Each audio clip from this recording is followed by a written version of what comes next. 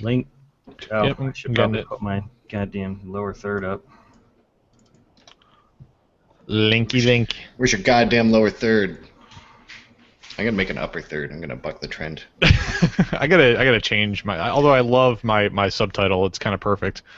I got actually. Dan Jonas at work was asking me about what kind of hops I use when I brew, and I was saying that's a loaded question because it depends on what style I'm brewing. There's like 100 different varieties. Like, yeah, I know. But the point is, I got a vine of hops like grown into my yard, and if you want them, I'll pick them off for you and give them to you. I was like, yeah. So at some point I'm going to make a beer with mystery hops. You can add honey at Flame Out? No. I did that with the my cherry beer, my tart cherry beer. Oh, right, okay. Rich's Cherry 2.0. Each one is like a fingerprint, unique and special. Oh, yeah, they're all my children. A special snowflake, just like every other snowflake. Yep. All right, well, if the link is tweeted out there, we'll get this jam going. And everybody that's, nobody's watching right this second, but anybody that goes back and watches this, we can see us do the count-in. So let's do that. Okay. Count in 5, 4, 3, 2, 1. Xbox One. Well, hello and welcome to the machine. This is Perpetual Geek Machine, show number 104 for Friday, August 20th, 2013. I'm your host, Kevin Alexander. I'm joined today by Dan Zuccarelli and Ryan Hewson, and together we combine to form the Perpetual Geek Machine. How you doing, gentlemen? Some good energy there. Well, I try to get excited when we start rolling, when it's real. Kevin starts like a two-stroke motor. You just give it a good hard yank. The choke is only halfway in. I just need a little bit of priming, and then you set me on choke on the number 3, and then you give it a couple starts. Okay, open the little air valve in the back of your head. Halfway up, you give it another pull, and it starts running. Then you let that run for like 30 seconds, and you slide it all the way up. And then you gun it. You just gun it. I actually have a really nice lawnmower now that I don't even need to prime it or anything. I just rip it and it goes. It's pretty awesome. I have one of those old-timey rotating blade deals with zero power or technology behind it. That's what Rich should get, because he has about 30 square feet of lawn that he has to mow, and I think he actually pays somebody to do it. What? He does. Well, his lawnmower is fucked up. Yeah, you have to qualify it, though, because it's not like it's a service. It's like a kid that lives 3 doors down, and I think the kid was like, I'll do your lawn for $20, and he looked at his lawn and he said, 10, and the kid said, all right, so he's like, done. I mean, yeah, it's not like he's got like a landscaper coming out or anything. He's got child labor. That's much better. Exactly, that's totally fine. The kid asked for it, right? He's paying $10 for convenience of not doing it at all. Kid asked for it. That's pretty good. Mine is like a little. I don't even have any kind of lawn at all, but we have a. I guess the term is like a boulevard, like the bit on the other side of the sidewalk that you are obligated to take care of, even though it's not technically yours. And you don't own that property in America, or at least the state of New Jersey either. No, we don't own it. It's city property, but you are supposed to maintain it. Oh, yeah. Mine, I can. The reason I have the bladey mower is because I can do the whole thing in about 4 passes that are about 20 feet long. Yeah. It's nothing. It's just I used to do it with a weed whacker. Yeah, no, I don't blame you. When I worked at a major hardware retailer for a very brief amount of time a few years ago, we actually still sold those old-timey blade lawnmowers. I've been thinking about. We really do have a knife sharpening truck that comes around our neighborhood. It's like something right out of a Stephen King movie of the week. It looks like it's made from the 50s. Like it's made of riveted steel. It has a crusty guy in the back who's just like, what do you want? And you either bring him your fancy kitchen knives or you bring him lawnmower blades, and he'll That's just awesome. do it right there. Yeah. Does it kind of look like an Airstream? Almost, but it's more the postal truck squared off tank 45-degree kind of deal. But it's old and it's legit and it looks like a rolling plot point from something. That's kind of awesome. Yeah. All right, well, tonight we're going to roll through a bunch of shit. Ryan's going to educate Dan and I on all the announcements that happened at GamesCon, which started today, I believe. This is Monday. You know what? What Friday, is it in Germany? Friday is the 23rd, actually. I just realized that. Today is Tuesday the 20th. I am all fucked up on my times, so whoops. But anyway... all those announcements happened today, so Ryan's going to school us on those because I didn't get a chance to pay attention to that at all. I know Dan was talking about Papers, Please, and there's some other stuff we're going to get to as we kind of rumble around. We'll take a little break and come back on the other side with 5-Hit Combo.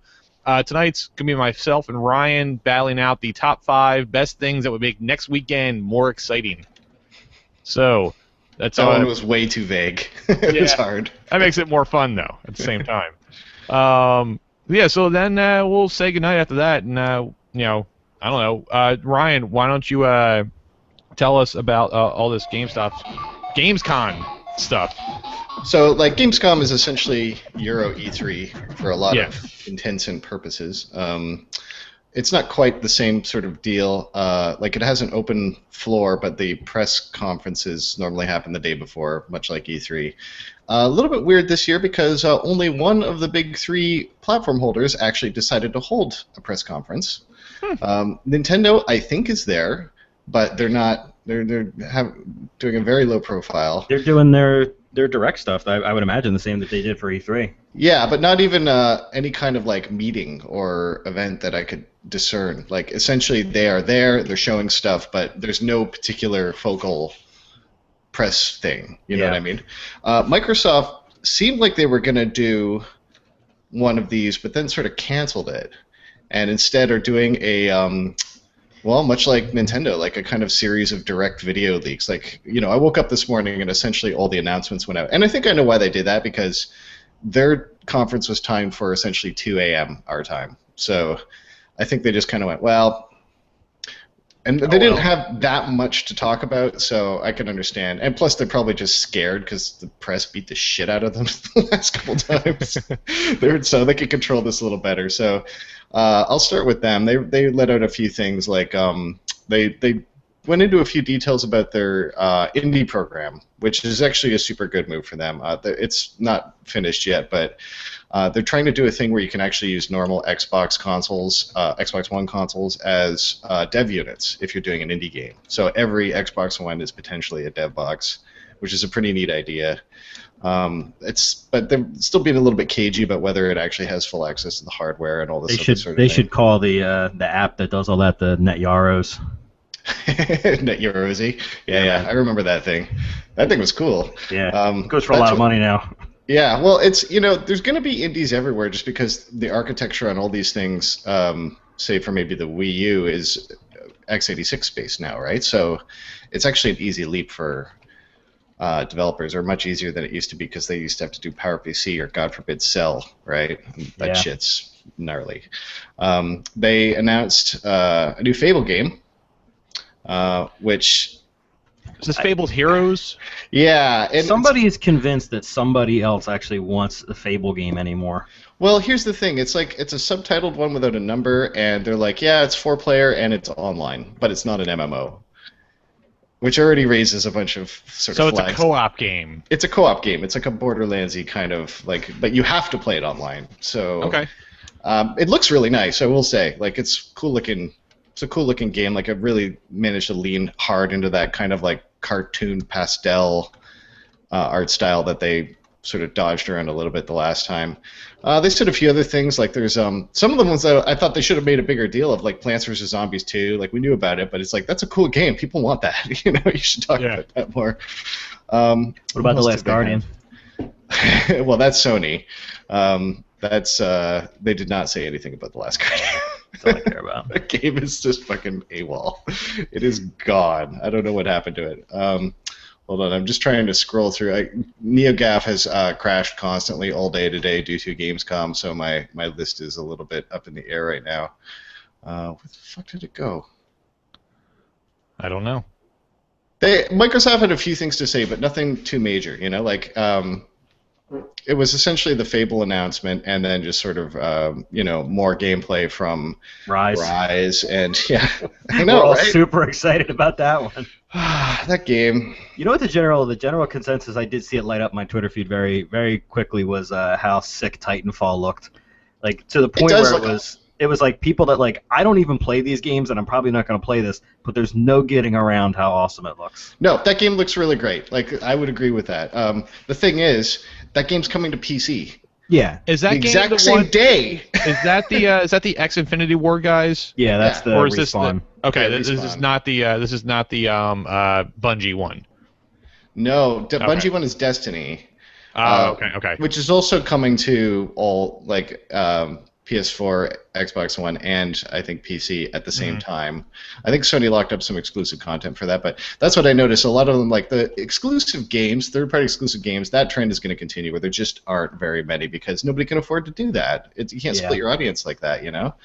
So that's a little bit, it is what it is.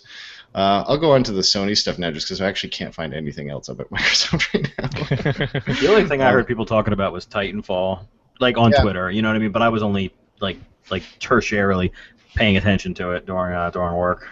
It looks like a really great game, but I got to say, when I see that game, I think of Warhawk. Like, we've had games that were sort of like that, you know. The fact that it's robots and guys shooting each other is not like there were walking mechs in Killzone 2, I think, or one of them, you know, that you could play in multiplayer and hop in and out of and do all that. It's just that those guys seem to have a really nice flow to their game, and it does look excellent. So I'm not trying to really put it down, but I do think it's weird. People are like, this is amazing. Like, it looks like a shooter. It just looks like a really good shooter. At the end of the day, it just looks like another shooter. So it really doesn't do anything for me. It's like, yeah, that looks good, but I don't really give a shit. Yeah. Well, I kind of give a shit, but I'm not a big multiplayer guy, so it's, you know, I actually am interested. I'm the guy who plays Call of Duty for the campaigns. What do I know? You're crazy. I know, madness. There was one other bit of Xbox news that I thought was kind of interesting, which is they have said that anybody who pre-ordered one of those things in Europe is going to get a copy of FIFA 14, which is sort of a big deal over there. Wow.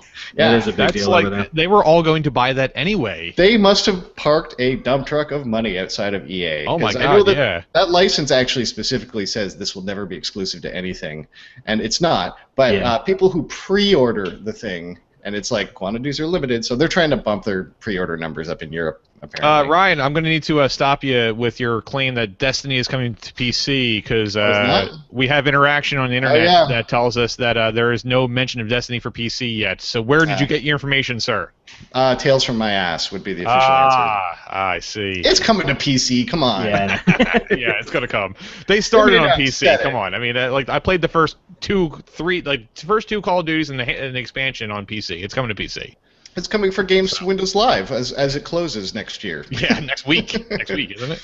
No, it's 2014. They give it a year. They should really just shoot it now. Just take it out in the backyard and put a shotgun to its head. If they did that, all the people playing Dark Souls on PC would burn down a building, I think. Hey, building servers. You guys never replied to my email I sent about the Blizzard standalone client that's basically Blizzard Steam that I predicted like 5 years ago. I didn't get that email. Me neither. Really? That's why we didn't really respond. Weird. Check your drafts folder. Wow, that's really weird. All right, never mind then. Continue about games. Back at you. So Sony did an actual show that was shown around noon, 1 p.m. our time today. It was about an hour and a half. They showed not a lot that was a great big new thing in terms of new properties. They did show a couple of, they showed a giant pile of indie games, which I thought was fantastic. It's really weird how they have just leaned so hard into the indie game thing. Like the stuff that they were talking about, like, and for the Vita too, like that seems to be kind of how they're leaning for that machine. Like they announced like 8 or 10 Vita games, but they're all like the buy once, play across, multiple things. But like Fez is coming. It's like, wow, okay. Gravity Crash Ultra, Hotline Miami 2, both Joe Dangers separately. Rogue Legacy, Samurai Gun, Switch Galaxy Ultra, the new Binding of Isaac. I'm not sure if it's a remake or it's called Binding of Isaac Rebirth. I saw N++ on there, and I thought, well, there's a sale from Dan. And me as well. I love that. Just a crazy amount of indie attention. And now they were very cagey on how they announced these because a lot of them were announced essentially as exclusive debut. So most of them are going to go, of course, to Xbox One and PC.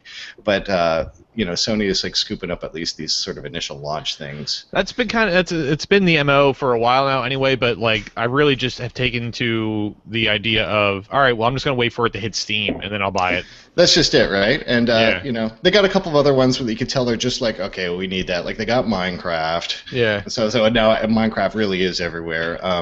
They announced Resogun, which I was really looking forward to. That's the new Housemarque game, which the guys who did Superstardust HD. And I just wanted to see what they would do, because they know they got to kind of follow that act, and that game is sort of considered a classic. And they did. It's a twin-stick shooter merged with, imagine Defender on a carousel. Okay. It looks awesome. It looks really, really good. Like instead of just I take a second to like wrap my rotates. mind around that. Going, okay. Like you're standing on the Defender outside in of a a circle. merry-go-round. Yeah, but you're standing on the outside of it, looking Okay. at it spinning in front of you. So stuff kind of bends off the edges of the screen, but it's still that infinite torus of madness, and your ship can clearly shoot in any direction it wants, no matter which way it's facing. So I think it's still a twin stick thing. Okay. And it's of course full of like every single particle effect ever invented. There's a bunch of free-to-play games, which I do think is going to be an interesting story at some point, because people don't seem to be paying that much attention. But things like Warframe and what was the other one? There's like 2 or 3 free-to-play games that are going to be. PlanetSide 2, I think is there for launch. So you could technically take a PlayStation 4 home, buy nothing for it, and have 3 games for it, like good ones, So that's cool, and that's a new thing for consoles. Like really, there was a couple of free-to-play games like on this current gen, but just really not a ton of stuff. Yeah. So then they showed Tearaway and a bunch of other things, but so it wasn't like a really earth-shattering show. They showed more Infamous. They showed stuff you'd expect, but we now have like a kind of picture of what the launch is going to look like for both machines. And I got to say, they both look really good. They're both way, way, way better than the Xbox 360 or PS3 launch, and probably the PS2 launch for that matter, because I remember the bouncer. Yeah. Wasn't the Fireworks game part of the PS2 launch as well? Fantavision. Fantavision. I don't think that was a launch title, but it wasn't Okay. long after. That's I remember good. Smuggler's Run was the one that I was looking forward to on the PS2 launch. Yeah, first good game on PS2 was SSX. That was an early Yeah. one where it was actually like, okay, now I understand. This game has surround sound. I've never heard that before in a game. So, yeah, it was a pretty good show overall. All right. For November what it is. 15th. Yep, and that's the date, November 15th. I was sure they were going to go in October. I think they were really pushing hard to go in October, and I actually suspect they may have had so much demand that they pushed it back. Because they also announced 1 million pre-orders, which is bonkers. So, who knows, All right, Dan. I know you're itching very much so to talk about Papers, Please. Oh yes. Do you want to do that now? Have you played this at all, Ryan, or is it just me so far? I have not played it yet. Okay. It's on my list. You need to. I know. Or I very much hope so. So Papers, Please is essentially a puzzle game. I'll just get this out of the way, just in case nobody knows.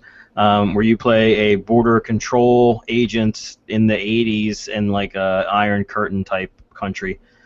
Basically, you're looking over documents to either approve or deny entry into the country from people that are for immigrants.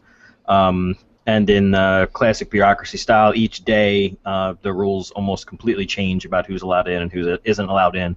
On top of constantly having to check things like expiration dates and names and genders and things like that. So essentially, like you'll open your little gate, you'll hit the megaphone. It says like next, and although it does it like in a very like deep Simish type of thing, but it just sounds like Russia. The whole thing just sounds like Russia. I believe the country and is like It kind of looks like Russia. yeah, like the country's like Astroitska or something like that you're working for. So and like the Kansas? yeah. Iron Curtainsville. It's essentially exactly like it's exactly what it looks like. So somebody will walk up and they'll slide their papers through the little thing, and then you can drag them from that area over to like this little examination area where you can look at their picture and look at the issuing city and their gender and the expiration date and all that kind of stuff. And then if everything lines up and they're allowed in, then you stamp approve, and then the next person comes up, and if they can't, then you deny and go away. After the first day, then they start introducing things like, oh, now they actually need a work permit if they said they come here to work, or they need an entry permit that has like this official seal on it, and it has to come from this place, and the place that they're coming from has to be XYZ. And every day it tends to change as the storyline begins to progress and says, like, this country decided to have trade sanctions on us, so just deny everybody from that country today. It doesn't matter what the rest of their paperwork is. And, for every mistake you made, you get docked money, and at the end of the day, you have to pay rent for your Class 8 housing, and then you have to pay heat, and then you have to pay food because you're taking care of your wife, your mother-in-law, your son, and your daughter. So if you can't clear enough people correctly, and you can't afford to pay food, then they go hungry. If they get hungry, then they get sick, and then you have to pay more money for medicine. So that really puts the onus on you to get through these people as fast as possible while not making any mistakes. So it is a puzzle game just wrapped up in it. It's sort of the way like Portal was a puzzle game, but it was wrapped up in a different kind of game. Would you really call that a puzzle game, though? Isn't that more like a time management-y sort of... I'm not sure if I'm I think you're trying to connect the dots as fast as possible.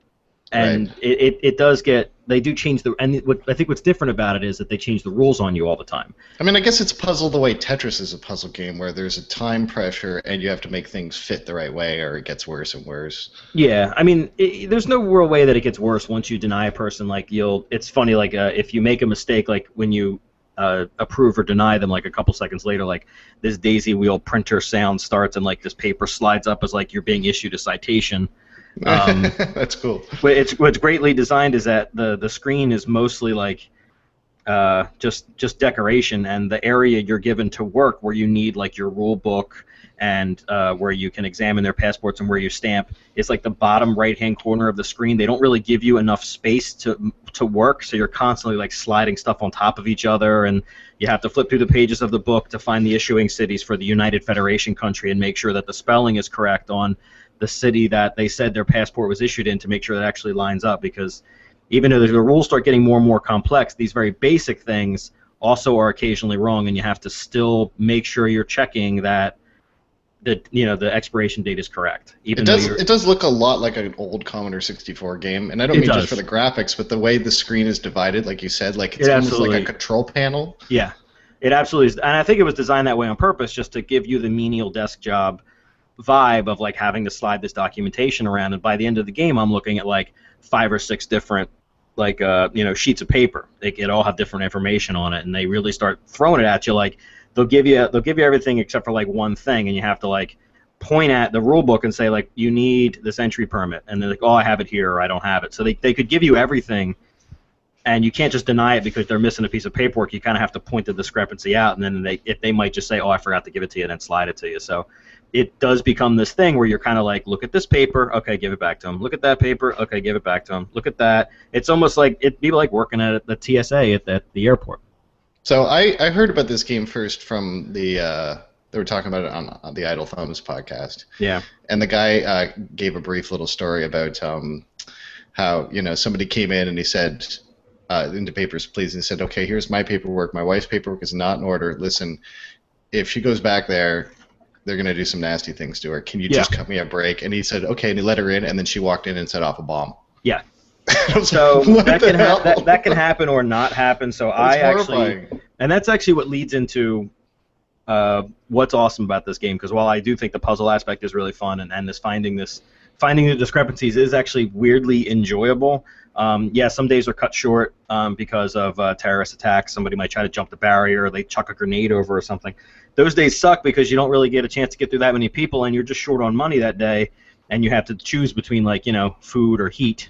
Yeah, those days also suck because someone threw a grenade at you. Yeah, but I'm just saying not you so much as the guards. Also, I'm hungry, so it's just a total fail. Also, my son is sick, and I didn't get a chance to make any money. So that was one of the first times. So that's the setup that's really the setup of the game. Just deny the people that aren't allowed in, and let the other people in, and follow the rules.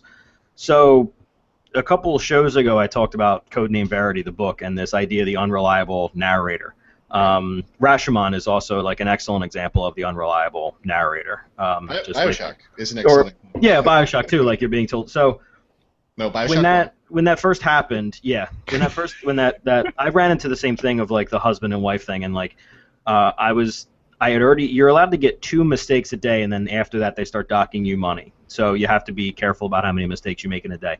So when that husband and wife pair came up, like the husband I let in, the wife came in. I already had 2 citations for the day, so I looked through the paperwork and it was wrong, and I denied her because I couldn't afford to lose. I couldn't take the money loss, even though the guy begged me to like let him, cut him a break. And it got me to thinking of like what I was doing then, like what my character was actually doing, what I was being asked to do. And this idea of I'm being told essentially just like, hey, check these passports. If they say this, just confiscate them. Like it doesn't matter what they say or what they do. And if they give you any trouble, then you just detain them, and God knows what happens to them at that point. Right.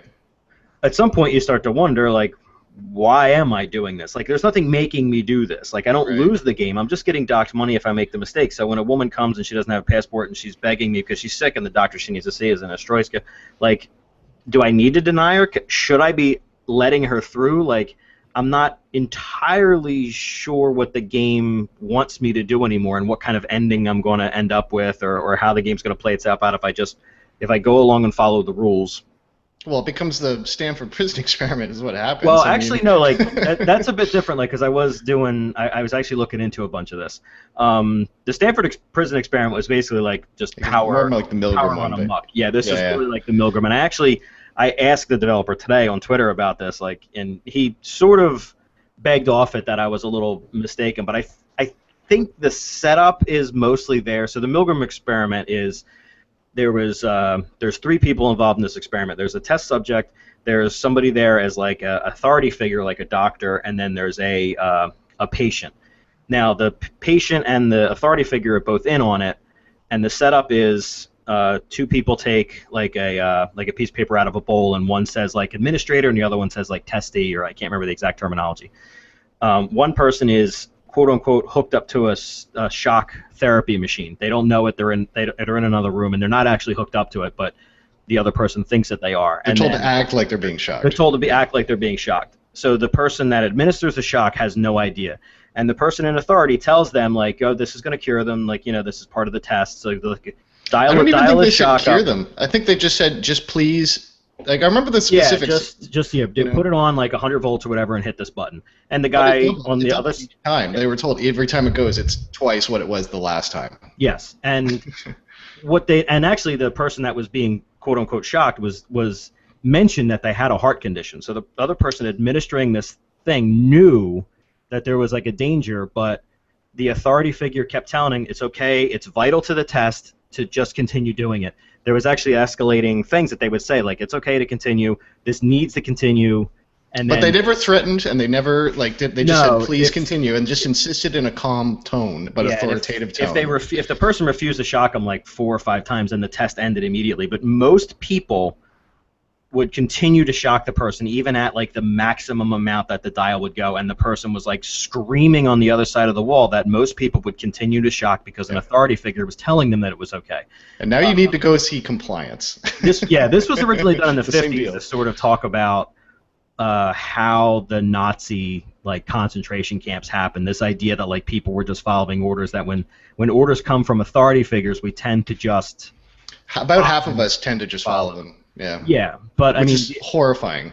Yeah, the idea that like all they had to be told, and there's actually a great video of this of a guy sitting at a desk going, "All right, but it's on your shoulders." Like, yeah, no, it's not. You push the button, you ass. Yeah, but you're not, and you'd like to think like, oh, I would never do that, but a lot of people do. Like, I would like to think I would at least ask what the consequence was of not doing it. That's what got me about that, is that people just didn't say, well, what happens to me if I don't? And never in that experiment were they allowed to say, well, we're going to do X, Y, or Z to you, or cajole or threaten. It was always just, please press the button, please. Yes. Yeah, that's like, you mentioned compliance. You're talking about that movie with the, based on the real thing with the fast food restaurant, The one you talked about in a previous podcast. I fucking hated that movie because I felt like everybody acted like such a fucking idiot in that movie. Like, you didn't even bother to try and not do the thing. But it's a weird thing of what happens with groupthink and when instructions come from an implied authority figure. So here, just to give you like a quick, like, so these were the 4 prods that would be given by somebody when they raise an objection. The first thing that they would just please continue. Number 2 is that the experiment requires that you continue. Number 3 is it is absolutely essential that you continue. Number 4 was you have no other choice, you must go on. And if the person said no a 4th time, then the experiment immediately ended, and then they told them like what was going on. And it also ended if somebody gave the maximum 450 volt shock 3 times in succession. Wow. God, but most people did it. Most people Was went it along. most? I remember about 50%, but maybe it was slightly more than that. I don't know. You know what? Anywhere near 50. Way more than still, should have been. Anyways. Yeah, so there you go. Fucking people, Wow. man. Yeah. So Yeah. why this bleeds into what I thought of the game was, these people were begging me to let them in for whatever reason, or the husband and wife, or whatever happens, and I started to wonder why I was following the rules that were handed to me so blindly. Like, Because you nope, want to feed your virtual kids. This one does have a wrong. consequence. Yeah, but I could let 2 people in a day. So that's the thing. Like, you can kind of slide 2 people in if you're really careful and don't fuck up like on a mistake. That's 'Cause the you can- Schindler's List of the game. Kind of, but it's still built in there, and they never explain that to you. Like, these are the things that you start to realize on your own as things get worse and worse and worse in other countries, and more people are trying to come to the Troika because, like, shit gets worse as time goes on. And I'm not going to get into like a ton of spoiler stuff because I actually do think it's important. But like, a resistance member shows up and slides you a piece of paper that says, "Hey, look for this person. Let them in. They need to do work inside the country. It's going to be good for everybody." When that person comes in, it's up to you whether to deny them or not. First of all, you have to remember who that person is. They don't make it obvious. This isn't like a fucking, this isn't one of those games where it's like that person shows up with red around them, so you Let know in the it's green them. one with a halo. Yeah, like you have to remember that person's name, and when you're sort of going over this stuff, like you sort of just like you look at the passport number, you look at the entry permit, they match. Okay, approve, deny, whatever. Like you're not really. Sometimes you forget to like what that person's name was, and they might have good documents, they might have bad documents, but if you want this particular thread of the story to continue, you need to let them in. I'm terrible with names. I would suck at this game.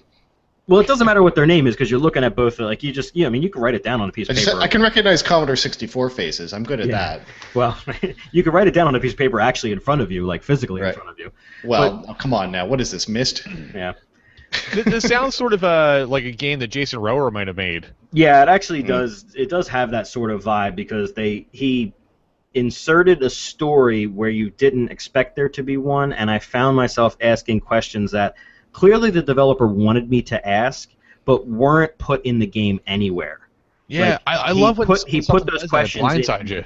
Yeah, he put the questions in just by giving me the situation. It's all Right. implied. That's a real systemic game. That's And a it's it's wonderfully put together. And the Milgram experiment that we talked about, like I said, like I actually hit the developer up today, and I said, like, I'm not totally off base in mentioning this, and he did have a good point in that none of the test subjects in the experiment had the ulterior motive of having to take care of the family, like to have the reason to follow the rules.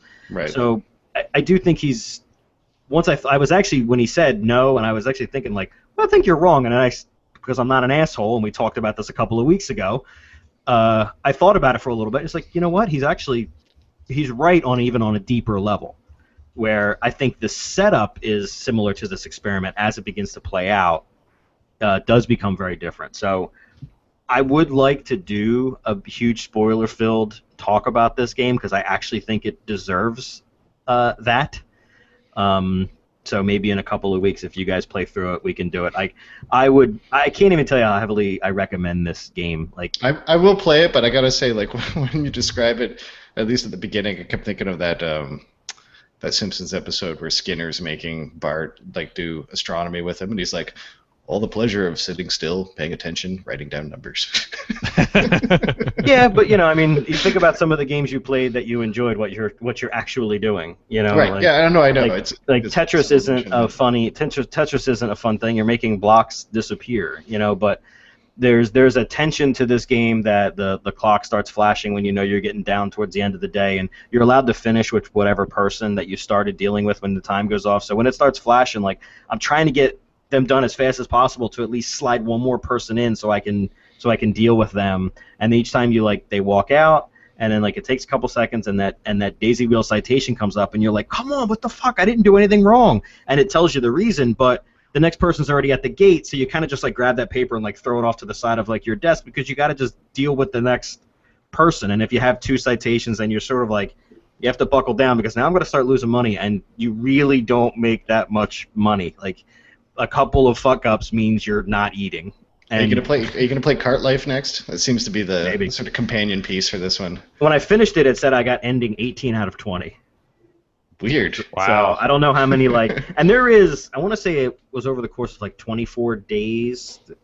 there was a lot of decisions that happened in the, like, you know, like I'd say like after day like 10. 10 I think is like when they really start throwing some of the story stuff at you. Before that it's like, well, now they need this entry permit. You know what? We're not going to worry about the entry permit anymore. Now they need a medical check and it needs to be done in the last couple of years and it needs to have this test on it.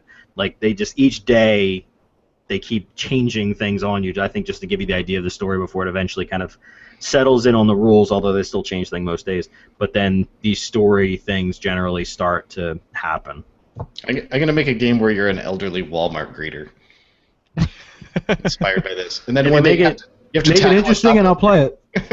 And then a video of you gets uploaded to World Star Hip Hop and then you have to like get through the Facebook comments. I'm telling you, honestly, I was really excited about playing this game. I really was. But it still blew me away because I didn't think it was going to start making me think about those questions that I started thinking about why I played it. Right. Yeah, you're like, what is that kind of over narrative thing? Is actually and really they didn't. It was just so subtle the way they don't force it on you. Like if because you fill it in, right? Like he doesn't need to do that work, which is fascinating. He needs to know how to place the pieces the right way. Like there's not taking away from that, but there's no work there in a way. Like it leaves you to put these things in for yourself and ask these questions. But you still have to plant the seed. You have to think about that ahead of time. Absolutely. That stuff is not on purpose by the designer. I'm not saying it's like no, I know you're not. I'm making that point. That's it's all. Fascinating. It's the game that parts they didn't make. It's like jazz. But there's notes you don't hear. There's ways there's ways that he brought it in. Like eventually, like one of the guards stops in and says, "Hey, you know, I get this bonus for every person I process for detainment. So if you detain people, I'll kick you back some of that money." So now you have the option of denying them or detaining them. And you can start detaining people that just made an honest mistake because you're going to get a couple extra bucks out of it. But what are you doing? Like, what are you doing really? Like, you know, there's no downside to doing that, at least as far as I could tell, although maybe the ending was a bit different because I detained a shit ton of people because I was trying to save the money to move up to Class 7 housing, which I believe is probably just slightly less communistic looking. So they do give you like minor carrots to want to do this bad stuff, and sometimes they do, like a person's got a knife taped to their back. Guess what? You're getting detained. But like a person that just has like a stamped entry permit, like clearly like they didn't do it on purpose. Like, should I detain them because I get the short-term goal out of that, but I'm putting that person through, a living hell, really. No, it's right trigger, renegade, every time. See? And you could play it like that. And, I honestly, the puzzle aspects are still fun enough to me that I think it would still be worth playing. Of course, I'm the guy that's played multiple air traffic controller games. So. Hey, how long did it take you to get through a run of Papers, Please? 3.5 hours. Okay. 4 hours. Pretty doable in a couple. I would only play 1 or 2 days at a time because it was honestly like tense enough that I wanted to take a fucking break. Yeah, no, I hear you. Sounds tense. You're just sorting through this paperwork, and like you can upgrade stuff eventually, like in your booth, and it like puts tabs on your little book so you can flip to the rules faster because you have to point out what's wrong with them. Like eventually you start have to point out what the problem is. You can't just say, well, it says female here, and you're clearly a male, so just deny. Go. Like eventually you start have to clicking on the rules that say like you need this, and this is on Steam. You got this, right? Yes. So are there like achievements and fucking trading cards and shit for this game? There's no trading cards. Oh, I got the homeless mother one. That's rare. There are achievements, but there's no trading cards. I can't craft. Hey man, I got $1.19 in my Steam account right now for selling those fucking cards. You should be able to craft a real passport with Papers, Please trading cards. See, that would be pretty awesome. Honestly, I love this game. This is why I love video games, for games like Paper, Please. Granted, when we're done here, I'm gonna play Saints Row 4, so I'm not coming at it from some bullshit angle. But this fucking game is. I played through the intro essentially of Saints Row 4. How's it compared to the intro to Saints Row 3? I like this intro to Saints Row 3 better, but this is way crazier. I don't have any problem with that because it's pretty hard to beat that opening to Saints Row 3. When you dive out of the airplane to Kanye West music. Yeah, that was a ways in. This was the bank heist where you're on the crane and shit. There is way better music cue in the beginning of Saints Row 4. I've already heard. Somebody spoiled it for me. Pretty amazing. But that said, wait. I'm only like 35 minutes into it. But take a break, and if you're out there, like I want to say Aggression hooked me into the demo or the beta version of Papers, Please, which I think was like the first 10 days a while ago, which I had played. So this was like a day one purchase for me. But I was amazed and so happy with what the game ended up turning into. That it really ended up blowing me away. Yeah, that's cool. I gotta check it out. I definitely, because I love, I'm the dude who flipped out over Passage. So like when things make that sort of like, start making you question things about yourself. Yeah, and there's an actual game here at you. too. Like Passage, I would say, like I loved, but it's not really a, it's kind of an art piece. That stretches it. But there's an actual game here the entire time in the sense of like comparing these, and then like every day you come in and there's like a fax with like the new rules, and you're like looking it over, and you're like, great, now I'm not looking for any of this shit. Now I got to start looking for that crap. Like you get the feeling of like how frustrating that would have been to work at a place like that. You're like, now I'm confiscating all these goddamn passports. Everybody wants to know why I'm taking them, so I just start detaining everybody because I don't feel like hearing any lip, and it's much faster to get them out of the booth if I just have the guards come drag them out than trying to talk them out of it. Unpleasant truths. So many unpleasant truths. In a much more minor way, like I started working at a brewery part time.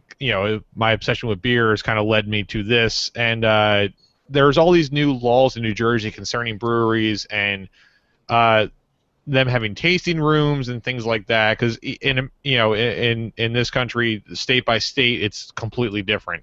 So, but one of the things is that like recently, just as of like last Friday, because there was meetings with the alcohol and beverage control director and a lot of the local brewers, that like instead of having to have the growler that you fill, which is, if you're not familiar, growler is like a 64-ounce glass container that you fill with draft beer and take it home and you drink it in a couple days. Like it's like a way to get draft beer at home.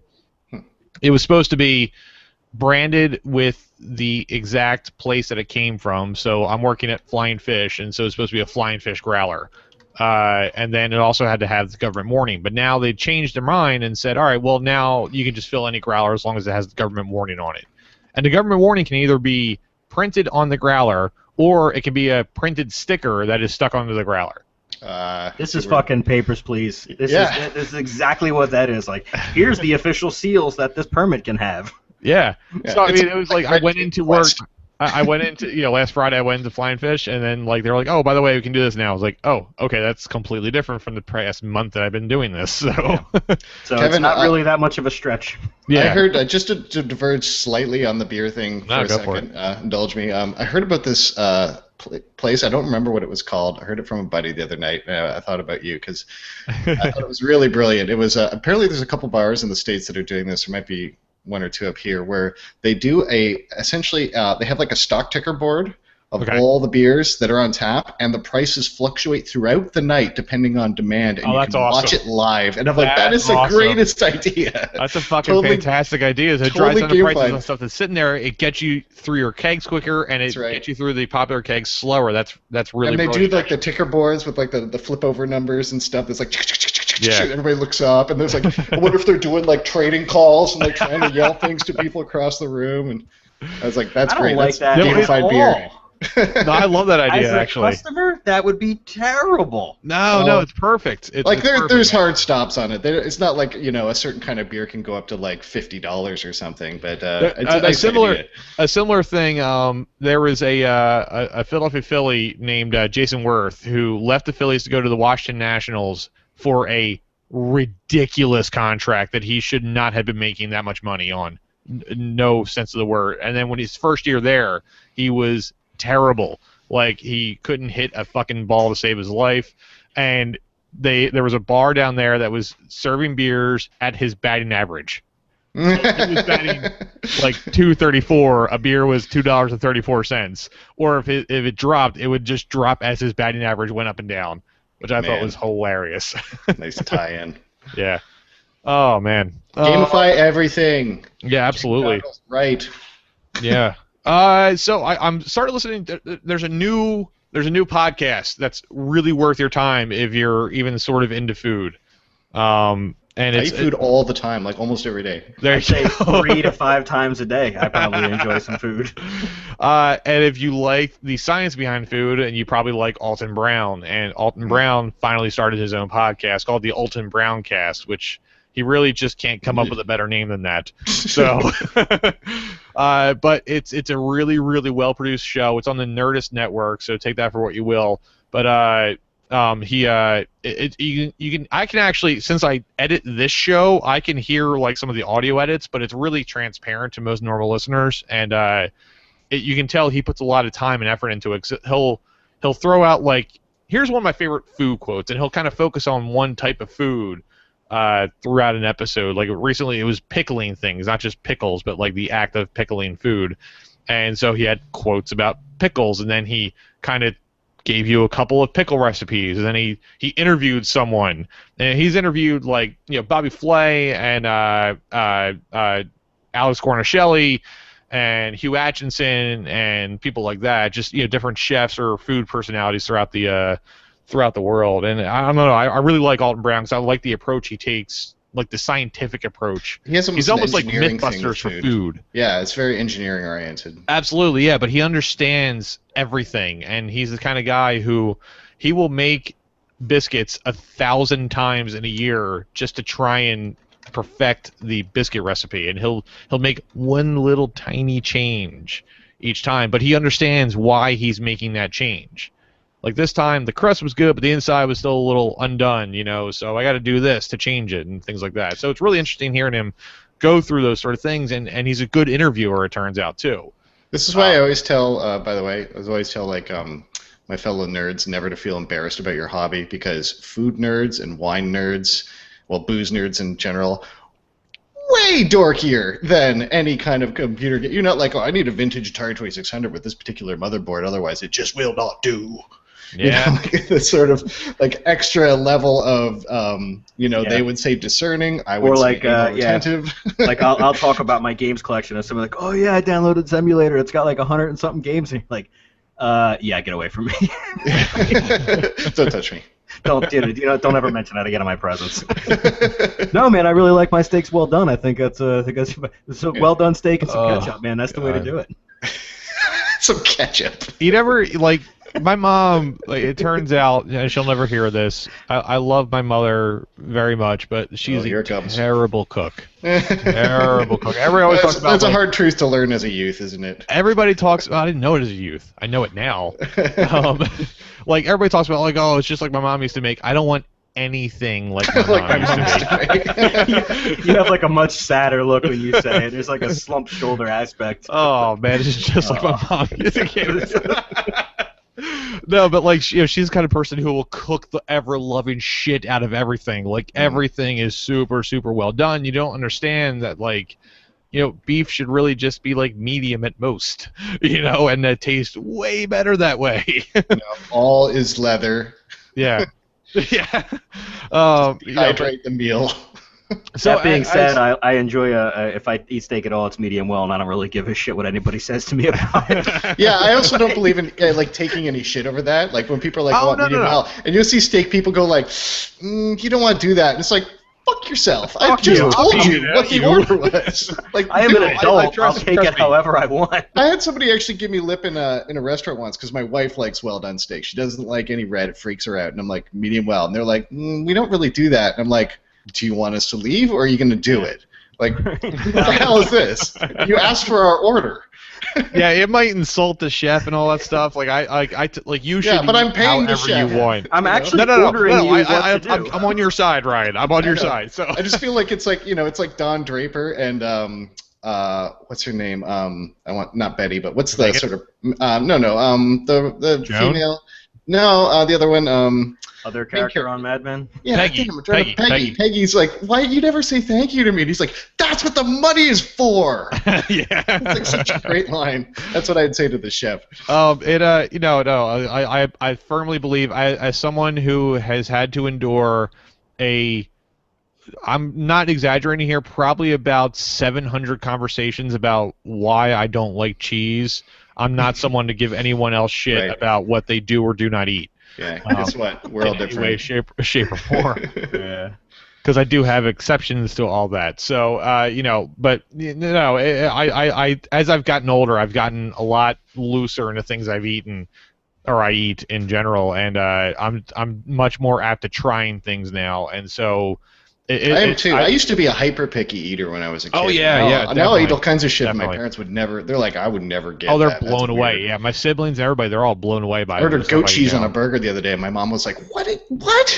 Who are you?" I'm still incredibly picky. Actually, I'm not but even you're picky. not as picky as I ever was. I have things that I just don't like, and that's like I'm not willing to try them. And I conduct surgery on my food to take out the pieces. I try not to be a bother to anybody, but like. No, I don't need to try that tomato. I don't like it. Like, I have firmly established that I do not like it. I never have liked it. I'm not going to like yours any different. Just pick out the 2 or 3 things you like and then just flip the plate upside down right on the table. But I've gotten to the point where I have a certain given respect for people who know what they're doing with food. And, like, we went to a really, really good restaurant in Philly called Zahav from the chef Michael Solomonov, and we went there during a restaurant week, and it was kind of like it was not necessarily a fixed menu, but it was pretty fixed. Like most of the stuff you were going to get was like a sample of almost everything on the menu, and so I just told myself I go into the situations going, all right, you're going to at least try every single thing they put in front of you unaltered, and then that's good attitude from there. I mean, I've had bone marrow, and it was delicious. I would not even a little bit. Try bone Dogs marrow. like it. Yeah. But like it's the same way. Like that's how I learned. Dan, you and your wife coming over to cook for Linda and I was how I discovered that pineapple is one of the most amazing things on the planet. Because I was not being rude by not eating the pineapple that she served on the shish kebab that she made. That still blows me away.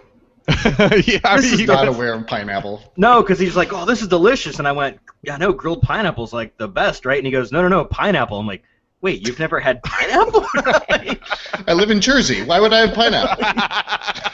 It's never seasonal here. No, I'm not supposed to have. I haven't evolved to have it. It just doesn't belong. No, I had a shark steak once just for the irony. This entire conversation is actually, we'll see how next week goes when I'm in Europe for the first time, because not being able to read the menus, I'm already a bit concerned about sort of having to wing it and not really knowing what's going to come out. Just and then wanting to be a jackass American and like. You just learn the danger foods. In just France, talk loudly and slowly at them. That's all you have to do. Yeah. I'm sure they'll understand it that way. Every time I've encountered somebody that doesn't speak my language, as long as they yell it and speak slowly, I always get it. Paris was bad for that because they have a lot of things that are really heinous that they do not list directly as the heinous thing, and you realize this is something that like another creature pooped out or something. Yeah. It's just. I was like, but it's called like. Blue or something, I was copy and pasting words today into like Translator to see what they were in Spanish, and it was like I can't remember the one of them, but it was just like noodles. I'm like, all right, I got that. Yeah. That'll be fine. Yeah, just learn the word for the most learn the word for chicken in all the languages of the countries you're going to visit. It's just like Siri, what is this?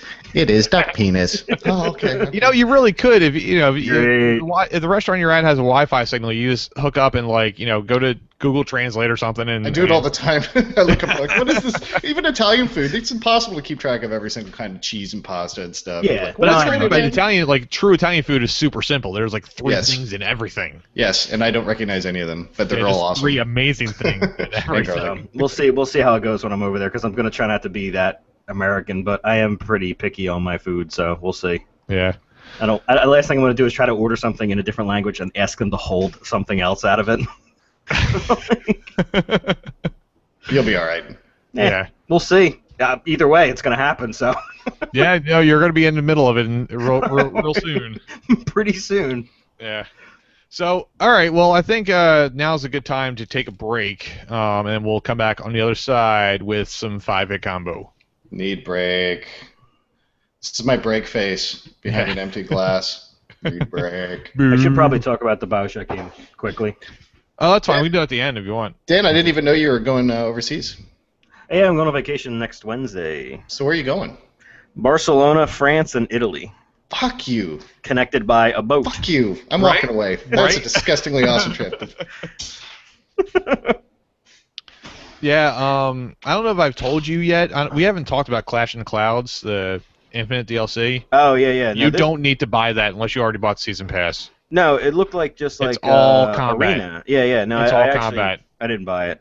The Siege of Columbia is the name of the board game. No, I know. I was just mentioning it because I was actually really excited about DLC, and then I looked it up, and I was like, yeah, I'm not even gonna bother. I mean, there's story stuff coming, but I didn't really look up too much about Clash in Clouds, and I just bought the season pass instead of just paying the $750 or whatever it was for. Yeah, I'm not. I decided not to buy the season pass the day I bought the game, and it was a rare moment of restraint on my part. And then when Clash in the Clouds came, it looked just like the second Borderlands DLC that was like Mad Moxie's arena thing. Yeah. And it looked just like that's all it was just arena fighting over and over and over again. So I just decided, I already played through the game twice, so I'll wait for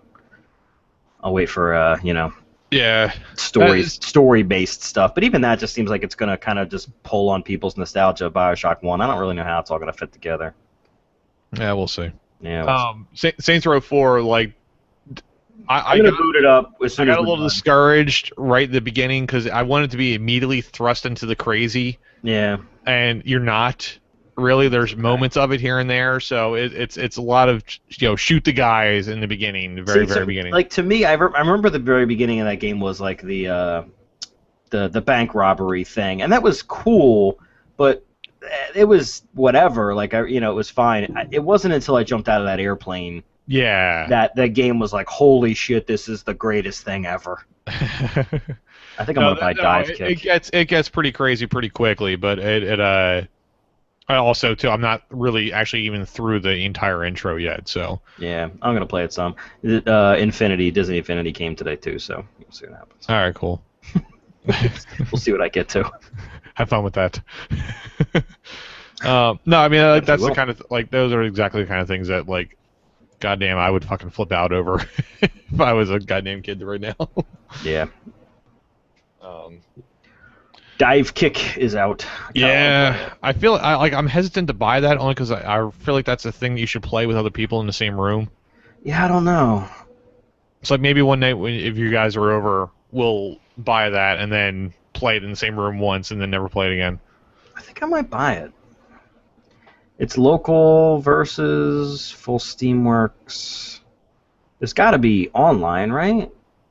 I would think. I don't think there is. It says multiplayer, but not... I don't know if it is.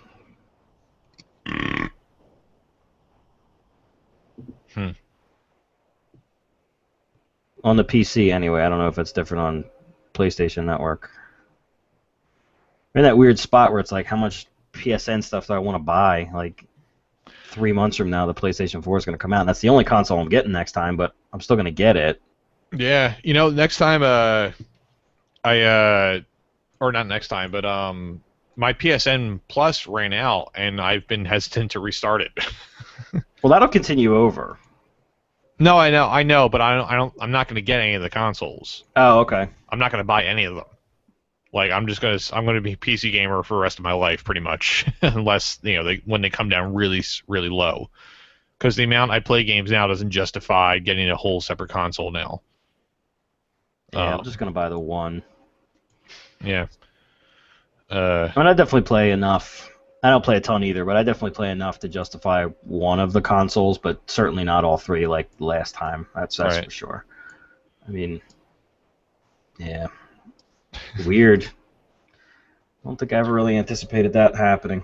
Yeah, it's a weird spot to be in. It's okay. I'm okay with it. You're an adult, and not that means you have to stop doing these things, but like it makes the money easier to find if I wanted it, if I really wanted it, but I don't want it. That's the funny thing. Right. Like I don't have to decide between the two because I can only afford to buy one. It's like I just don't want to buy the other one. Yeah. I hear you.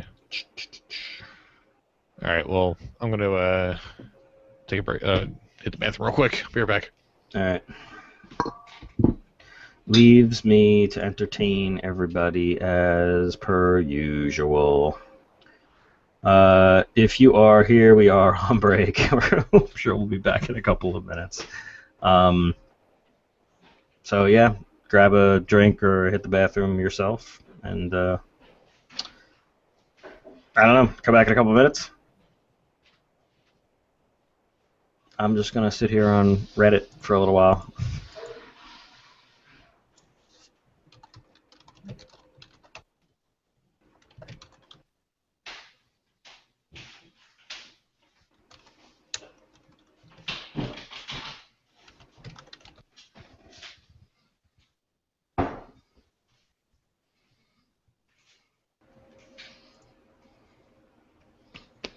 This is the cruise, right? Yes. Okay, so I do remember when you were talking about this before. Hey, we booked it a while ago, and all of a sudden it's like next week.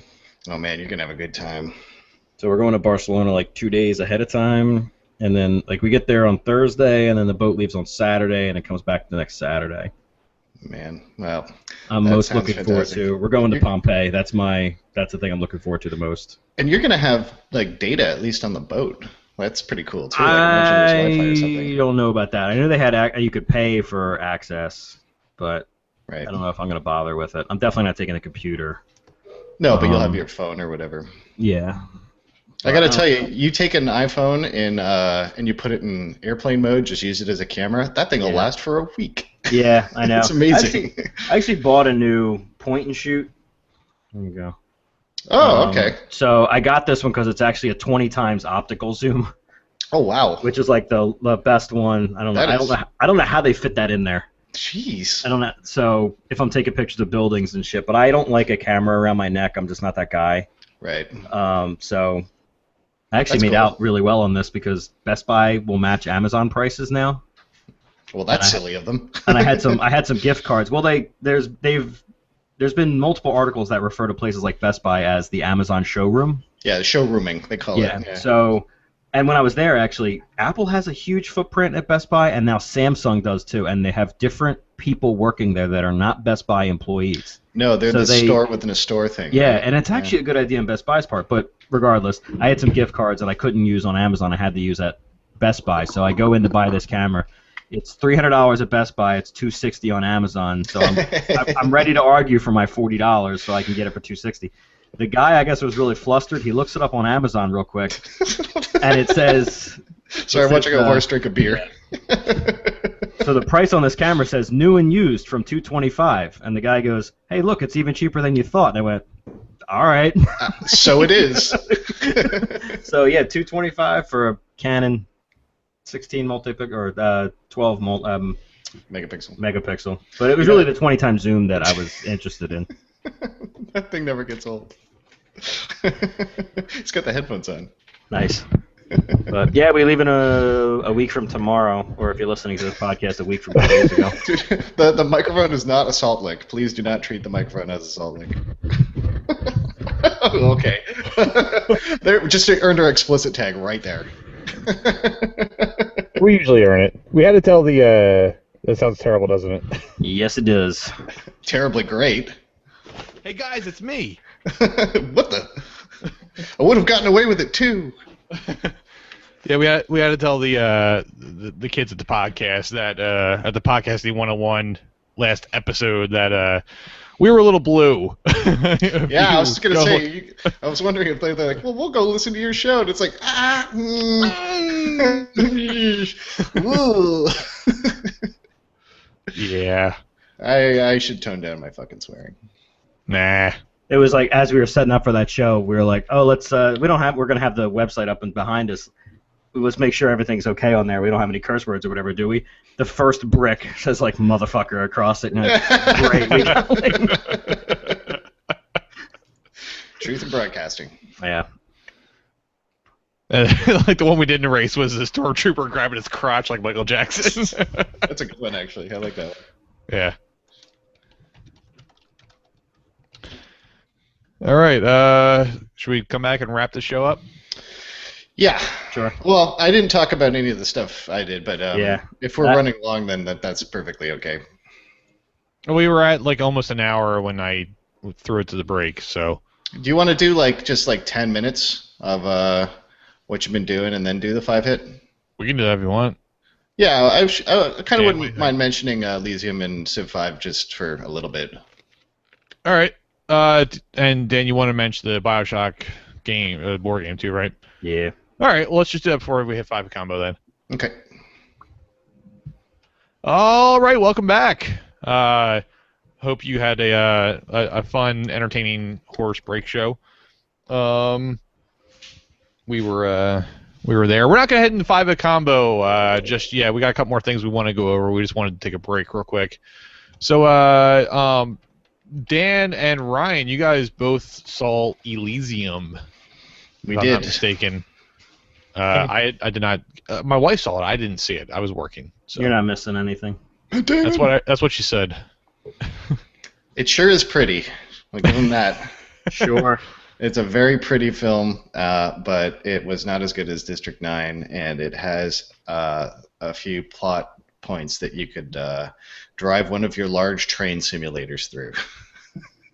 I have more than a few to choose from. And it's too bad because it's not even that there's so much plot holes. It's just that it keeps, for the kind of audience that it, sort of aimed at, there's way too many points in the movie where in your head you just kind of go, well, wait, why is that? There's just things that aren't answered to a satisfactory, like the suspension of disbelief is just not there, and that even just stuff like that exoskeleton that he's wearing, it just wasn't cool enough. Like he didn't do enough. It was just an excuse for him to be able to melee a robot. It didn't do anything really interesting. It just looked like it hurt. Yeah, it just evolved into a dumb action movie way too fast. Yeah, and it's it's sort of like District 9 did that too, for the last 15 minutes where it was just nothing but shooting and stuff. But no, but I felt like it earned that. Yeah, but they laid a good enough foundation that was just the story turn, whereas Elysium was just how can we get to the shooting as fast as possible, and then hey, look at all these cool guns for the rest of the movie, and then. Jodie Foster with the most ridiculous accent. What is with that accent? Yeah, it's the dumbest accent since Tarantino and Django Unchained. It was fucking dumb. I was going to say it's the dumbest accent since Nell.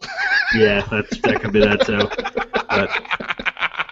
But, yeah, it was, I don't know. It was a phoned-in movie. I went because of District 9 and Neil Blomkamp, but I agree with most of the Occupy stuff, but even I was fucking rolling my eyes at some of this movie going, oh my god, come on, fucking seriously? It's such a 1% parable on its face. But not a well done one, No. So even somebody that agrees with it can't buy into it and go, yeah, it was just come on.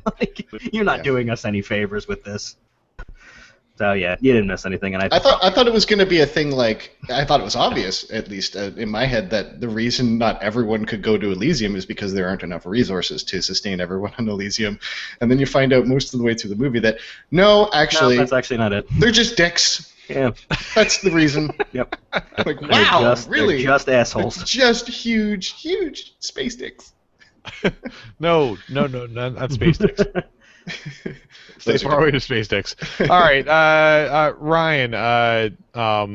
What makes a Civ 5 expansion worth getting these days? I don't know, man, because this is the first time I've played Civ. I am so late. It's ridiculous. That's why I wanted to mention it. Ever, right? I played a little bit of Civ 3 back in the day, but not nearly enough to really. The Civ 5's really good. The Civ 5 is really good. Really good. And so when this expansion came out, I thought, okay, I need to get on this because one of the things I liked about this is the Brave New World expansion for Civ 5, and right. So I actually don't know what it's done to the game really, but I knew that there were a bunch of balance changes and things that Adam likes my Nell reference. There's a bunch of changes to the game that were balance patches essentially, because I guess previously it was sort of known for being the only real way to win was sort of a military victory, or that was kind of the optimal way, and now you can really do a proper cultural victory, or the other various scientific victory. Look how much art we have, motherfuckers! I didn't know. I've done one full playthrough of this game, and I very much enjoyed it, but I didn't know that it defaults you on beginner. So you've got about 40 hours into it then?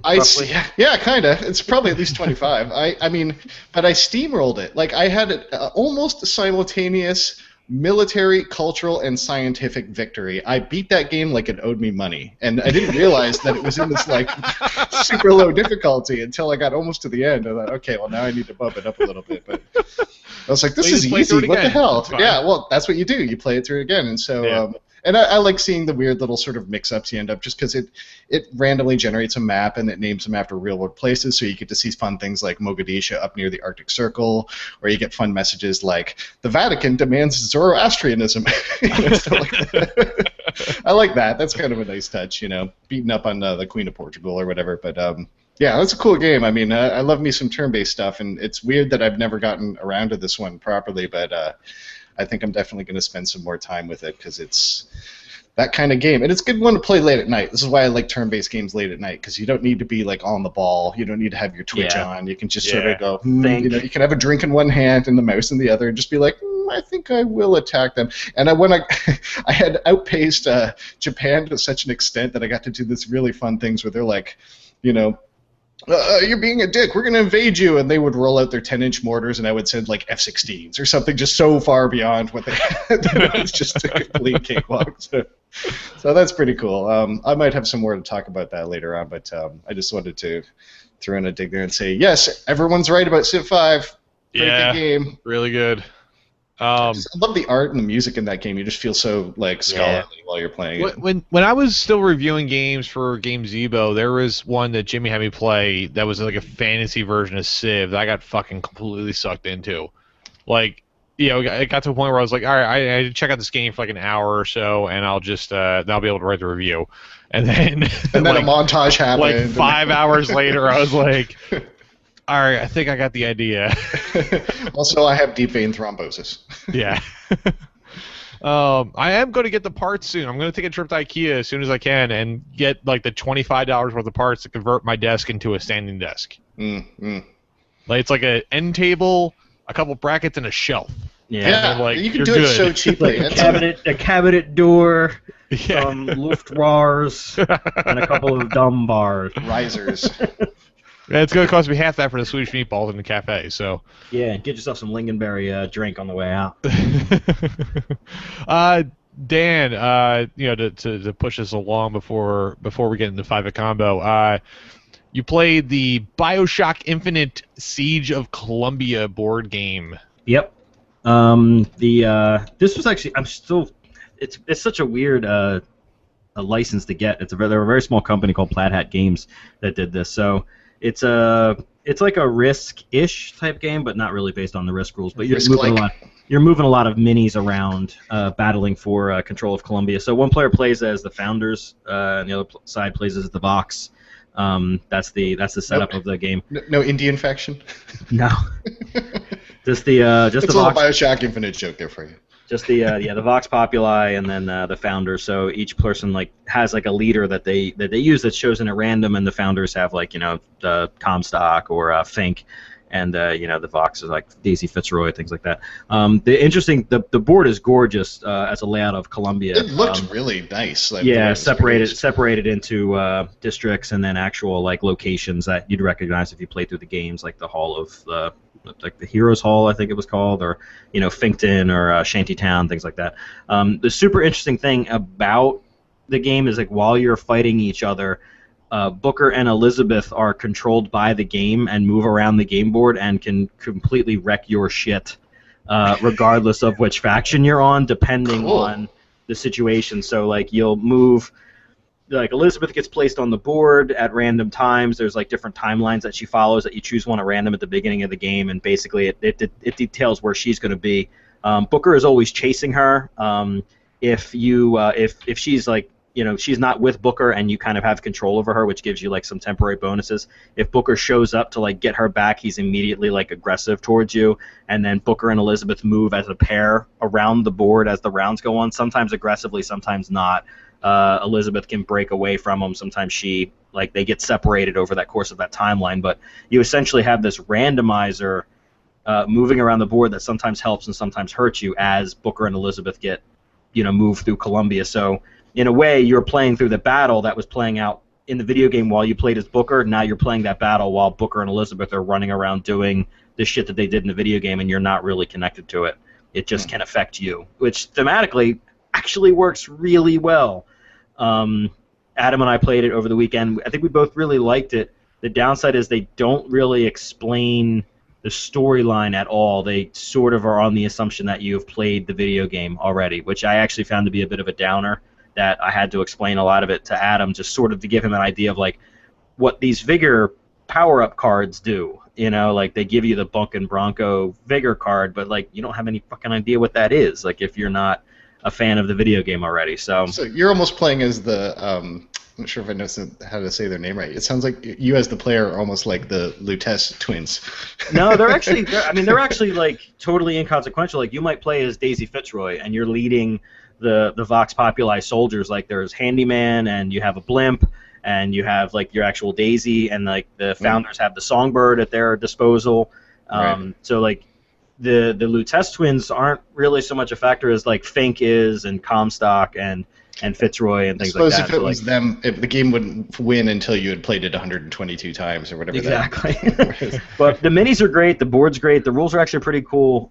There's like a voting thing of whether events happen or not, and they can be beneficial to the Vox or the founders, and you sort of have to spend cards to vote. So you can sort of get things to go your way, but you're expending cards to make that happen.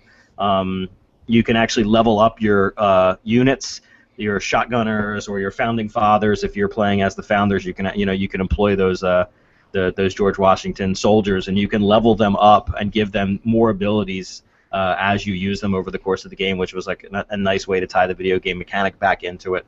I'll have a full review up in like a couple of days, but I mean, we really did like what we played so far. So it's unfortunate it's a 2 or 4 player game, and I think the 4 player game basically just takes what the 2 players were doing, just divides it in half. So you're two of your own teams essentially. Sure. So I think it was basically made to be a 2 player game. But so you were going to ask a question, Ryan? Oh, I was just going to ask if there was a card that lets you drown Booker with a baptism. No, that would be at the end. Is it at the end? Is it? The game does end if Elizabeth gets off of Columbia. You could still win because you're essentially fighting that civil war. Like Booker and Elizabeth are really just sort of a thorn in your side at that point. Right. much like they were in the game. So. Hey, how is the racism? Good. It's sort of like the video game. It's layered in very nicely for the first hour and then never mentioned again. Yeah, I see. It's very Halo-ish, whereas it's red versus blue. Yeah. There's no skill shot with a little baseball that you need to make. There is no. They definitely took that sort of stuff out of it, where it's no kidding. It's a shame. It's a shame that they didn't explain the storyline more in the book. Like I don't need a spoiler-filled thing from beginning to end, but some explanation of who the Vox are, who the founders are, why Booker is there. Because otherwise, if you're just reading through the book and you've never played the game, you're reading about like put Booker on the map here. If he moves to an area with Elizabeth and they move together until explicitly stated otherwise, like it'd be nice to know why that stuff is happening or why this Booker character is killing all of your units when he moves into this particular area. Like it'd just be nice to know contextually speaking. Like, and I feel like they're limiting themselves too much to make it just fans of the video game, because it's actually a solid game that you shouldn't have had to play the video game to enjoy so much. It really should stand on its own if it. Yeah, and it does. It just needed like a couple of paragraphs. Like that really is all it needed. So like a quick little bit on quantum mechanics, a little bit on the war of whatever. But see, like the infinite like stuff doesn't really come into it because you're really just doing a minis battle game. Right. So like there is no like alternate reality stuff like the video game has. You just really need a basic of like. Yeah, you just needed a basic like who the players were. Really, I think is like. But once I explained it to Adam to give him some context, and we both really enjoyed it. So, full review coming soon. But I would recommend it as a nice medium weight minis game without getting too crazy.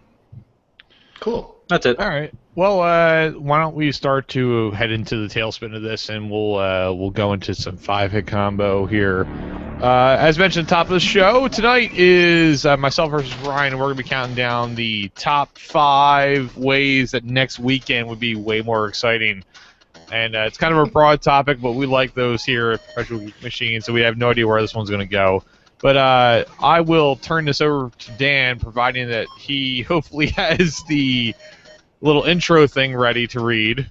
I don't. I thought we had audio of this now. No, did he send that over? Yeah, we've used it for the past couple weeks. Really? You're fired. Shit, I'm a terrible podcast producer. What are you mixing this live? Top 5 list, something. The game is Perpetual. There you go. I could. We could vamp a little bit, and I could. No, it's fine. I can just read it because I have it here. It's a friendly competition in which 2 players read back their top 5 lists of a given topic in a 5, 4, 3, 2, 1 style, while a third player, moi, judges that list based on his or her own personal taste. The players may change every week, but the game is perpetual. That's the canon explanation. Yep. All right. I'm downloading the file as we speak. Well, it's already in there now. I know, but I'm really sorry, John. I think he went through so much trouble to make that damn thing, and oh well. All right, well, Dan, you got it from here. So. Yep. I flipped a coin already, and it's already tails. So, who was thinking they were going to say tails? No fair. You changed the outcome by observing it. I think Ryan was thinking he was going to say tails. He probably was going to say tails. He seems like that kind of It person. was in a superposition of both heads and tails inside Schrodinger's cat kind of thing. You got me thinking about Bioshock now. Yeah, I'll go first. Sure. All right. You know how it works, so hit me with your number 5. The Rapture.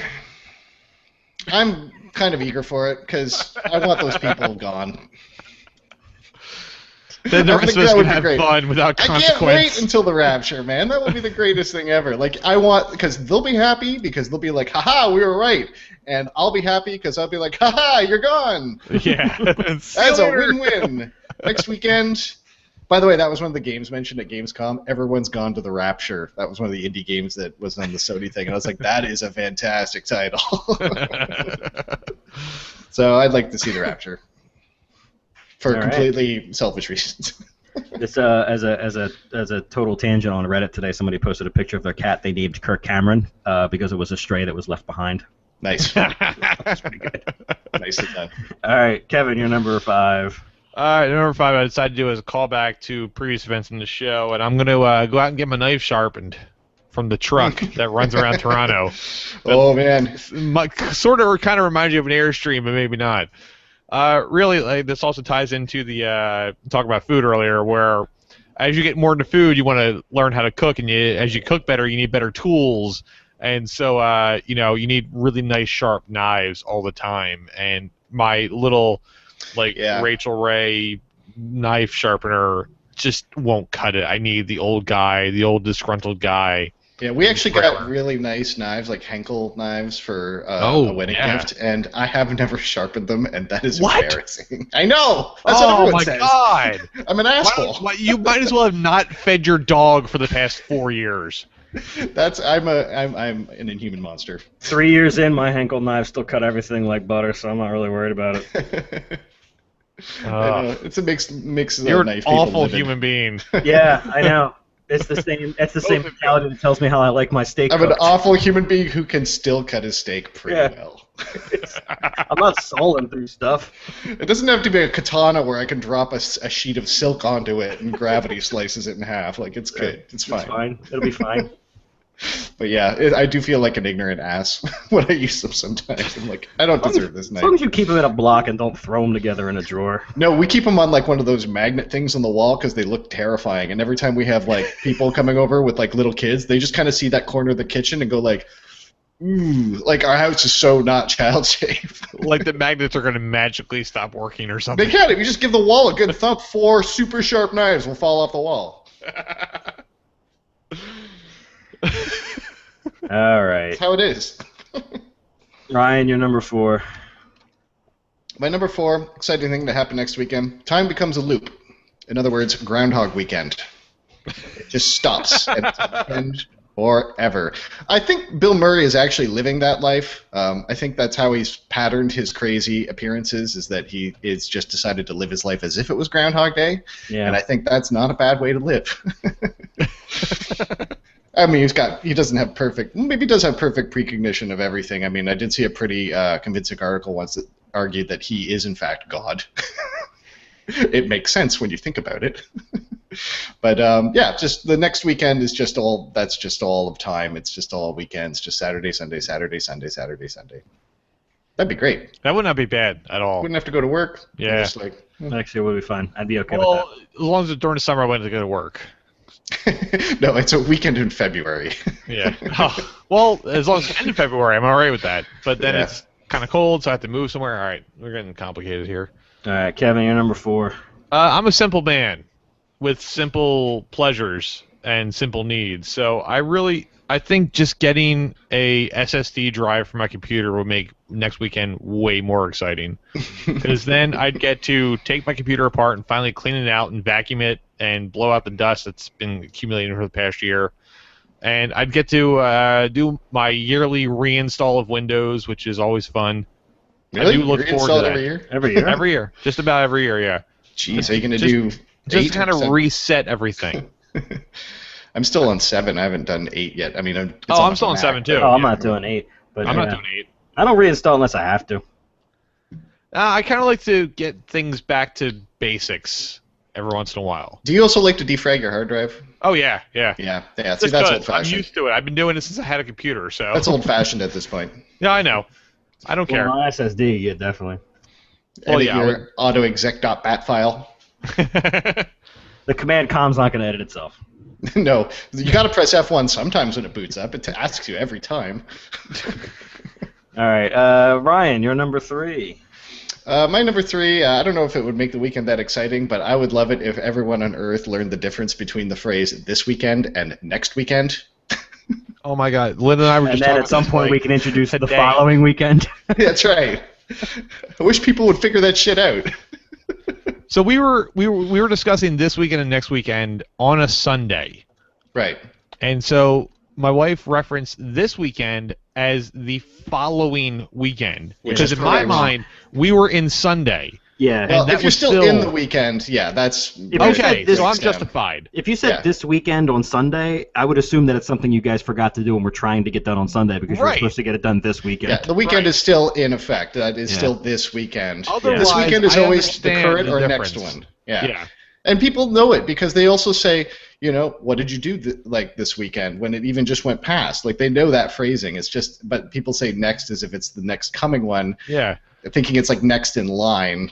It's like no, there's this because of Right. that phrase. Because we were discussing it during dinner, because I was saying, all right, I'm on 5 at Combat tonight. It's, I was explaining to her the topic, and she was saying, oh, well, next weekend is our 10th wedding anniversary, so that's pretty exciting already. I was like, I know, but I have to pretend it's not, blah, blah, blah. And I was like, that's this weekend anyway. I just had the dates wrong anyway.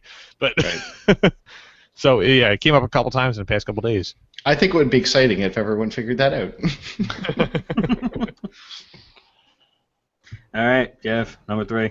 I was once again going back to I'm a simple man with simple pleasures. I was cleaning my house a little bit earlier, and my vacuum, I purchased it as a refurbished Dyson unit because it was way cheaper than getting a Jeff. brand new Dyson, and it makes this horrendous fucking grinding noise. So if my vacuum just started working correctly next weekend, that would be way more exciting than this weekend. I wish my used vacuum would stop fucking up. Woo! Hey, I'm 35 years old. It doesn't take much these days. I don't know if that's an excuse. Well, I know. Well, all right. I was going to go down a tangent there, and I thought better of it. All right, Ryan, you're number 2. Assless chaps. Always. I made sure he was taking a sip when I said that because I knew that would hit. I don't even have a context here. They just make everything more exciting. I don't even know how that would happen. Maybe I'm wearing them. Maybe they're falling from the sky. Maybe my dog's got them on. Maybe they're just growing out of trees. Always exciting, never boring. All chaps are assless, though. You do know that, right? But you have to say it, assless chaps. No, I Why is it understand. not wearing anything underneath the chaps? That's my yes. Thank you. The ass is perpetual. Sounds like a... All right. Judge machine is displeased. Does not compute. Redundant. Yeah, it's like R.I.P. in peace. Redundancy detected. ATM machine. Chaps. Kevin, number 2. They say a lot of times the proverbial a brush with death is pretty exciting. So I want to get chased by the Libyans.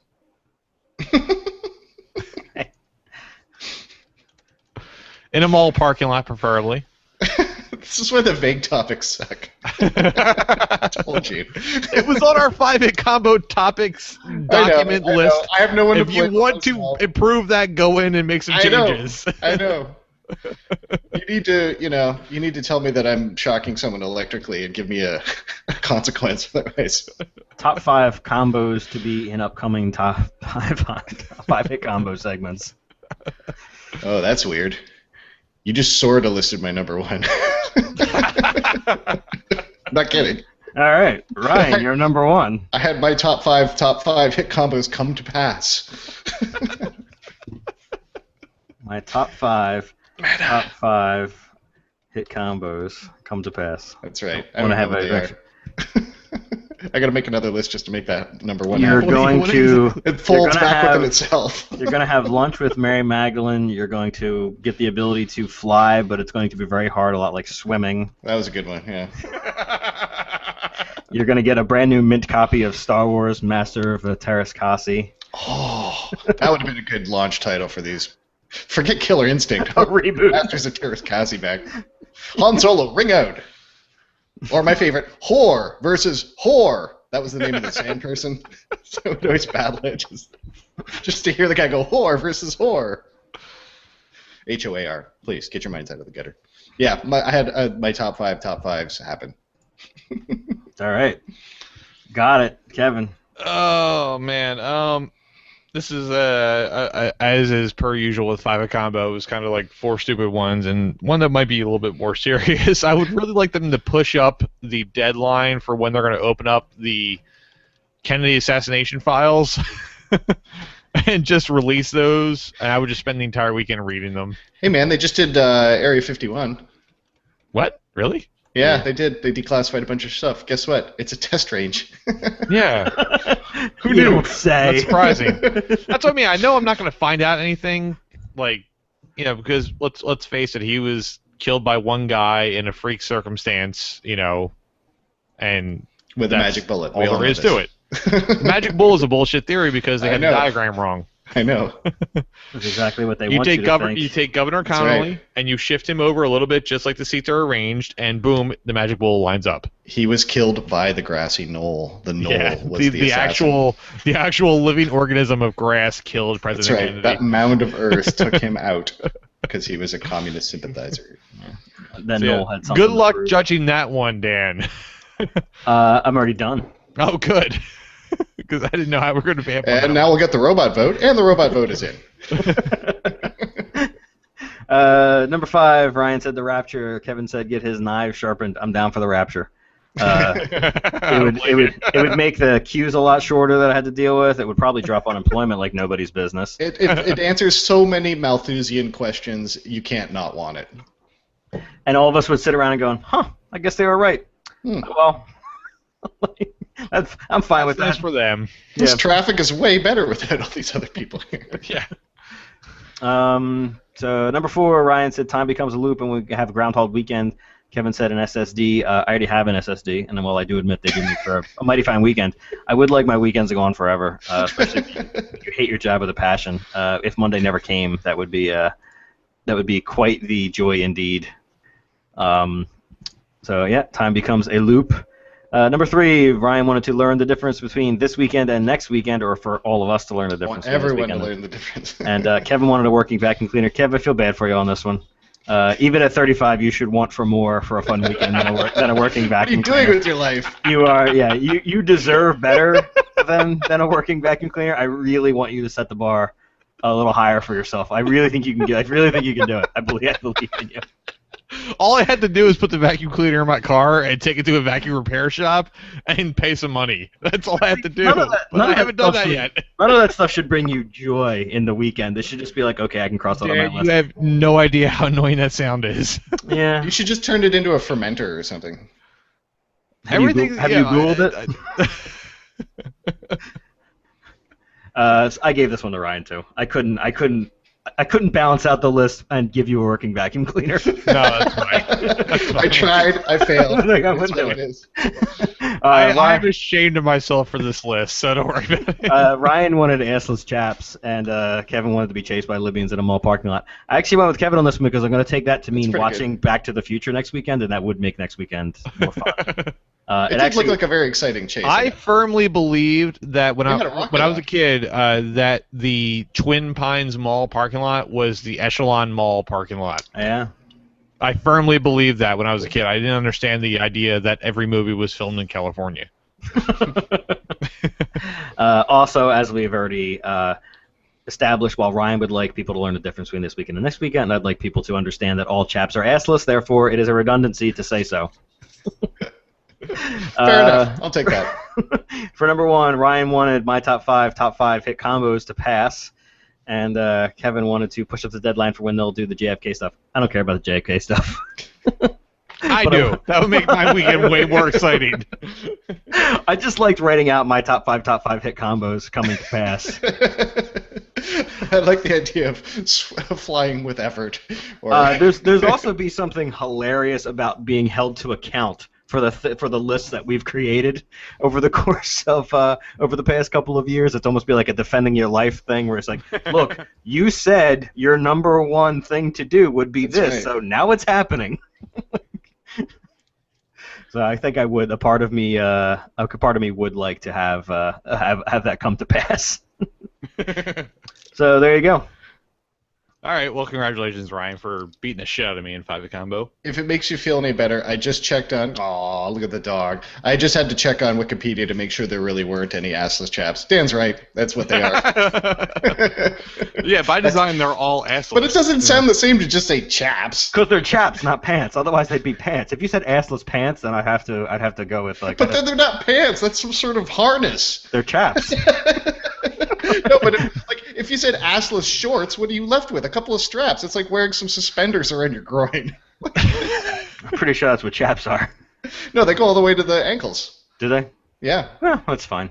I mean, in the summer, chaps you probably, expert. In the summer, you probably wear. Well, if it's like like casual Fridays, I think you could probably wear some short chaps. You think it should be like a suit, like there's tropical weight chaps? Yeah. The new style. There's like the capri chaps out now that they just come down to like the calf. There are equestrian chaps, and there are also European variations on the chaps, if you must know. Like there's the woolies, the ones with the hair. Nice. So, but they are also assless, as defined. Wikipedia, what would we do without you? All right, let's start bringing the show home. But first, before we go into the close, we actually have a couple bits of community feedback this week. And if you ever tune into our live hangouts, you can interact with us on Twitter, and we'll get right back to you. Pretty much, you heard us kind of replying to people a couple times throughout the show, so you can always do that with us. But for now, let's head into some of this community feedback. And the first thing up, we got a question on Facebook from a longtime listener, Ryan Moore. And Dan, this one's directed definitely at you. Ryan says, I'm a huge Disney fan and will be going to Disney World in October. What would be the absolute quote-unquote must-do thing there? I'll be going to all 4 parks, so any suggestions of your favorite places to go, see, or do? Oh, God, one thing. One thing. Yeah, one thing. I could do an entire podcast about this. Okay, just to keep it nice and simple, you're going to go to Magic Kingdom, you're going to go to Adventureland.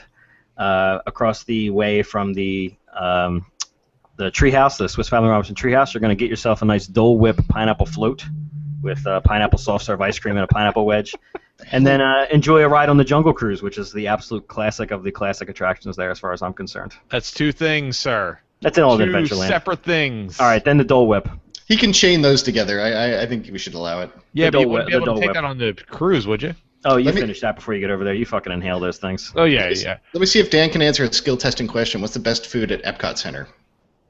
That I've had would be in the Japan Pavilion. I'm blanking on the name of the restaurant at the moment, though. That is incorrect. Are you going to say the cellar? Canadian Pavilion. Nah. It was swamped. I couldn't get into it. It was like around the block when we went there for some. Why would you go to Epcot? Nonsense. Why would you go to Epcot Center to then eat at the Canadian Pavilion? I didn't. I walked past it, and I had to get around it because of the freaking mob there. Also, I realized that Epcot is what teaches all Americans their weird ideas about Canada. That panoramic film they have there that's nothing but mountains and snow. That is why we're like, oh my god, this is where it comes from. Is people go to Epcot and watch this shit. That's actually not true. Everything I know about Canada really comes from Strange Brew. Well, you have a culture to do.